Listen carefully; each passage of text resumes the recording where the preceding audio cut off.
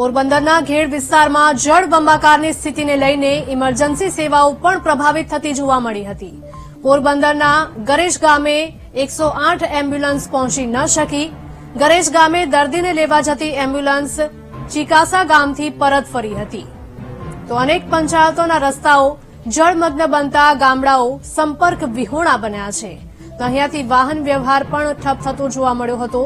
પોરબંદરના ઘેડ વિસ્તારના આ દ્રશ્યો કે જ્યાં જળબંબાકારની સ્થિતિને લઈને ઇમરજન્સી સેવાઓ પ્રભાવિત થઈ છે. સમગ્ર ઘેડ પંથકની અંદર પાણી ફરી વળ્યા છે. ચીકાસાથી અત્યારે જે ગરેજ ગામનો જે રસ્તો છે તે સંપૂર્ણપણે બંધ કરી દેવામાં આવ્યો છે.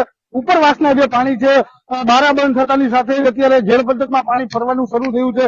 ત્યારે દર્દીઓને સૌથી મોટી હાલાકી પડી રહી છે.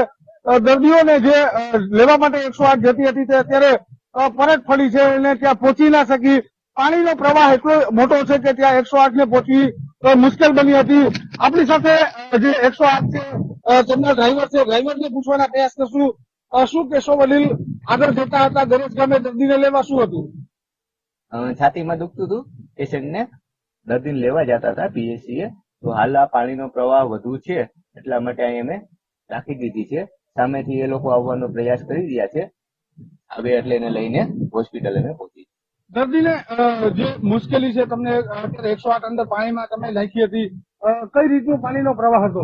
પાણીનો પ્રવાહ હાલ વધવામાં છે એટલા માટે અમે રિસ્ક ના લઈ શકીએ. જી ચોક્કસથી પાણીનો પ્રવાહ જે છે તે અત્યારે સતત વધી રહ્યો છે.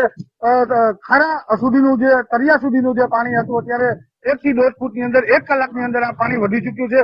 ક્યાંક કહી શકાય કે ઉપર જે દર્દી છે તે ગરેજ ગામે છે, છાતીમાં દુખાવો થઈ રહ્યો છે. જો તેને અહીંયા સુધી પહોંચાડી શકાય એમ હોય મોટા વાહનની અંદર તો અહીંયા સુધી પહોંચાડશે ને તે બાદ 108 મારફતે તેને હોસ્પિટલ લઈ જવામાં આવશે. પરંતુ અત્યારે તો સ્થિતિ એવી છે કે પાણીના કારણે દર્દીઓને સૌથી મોટી મુશ્કેલી પડી રહી છે. ચેતન ઠકરાર, વીટીવી ન્યૂઝ, ચીકાસા ગામ.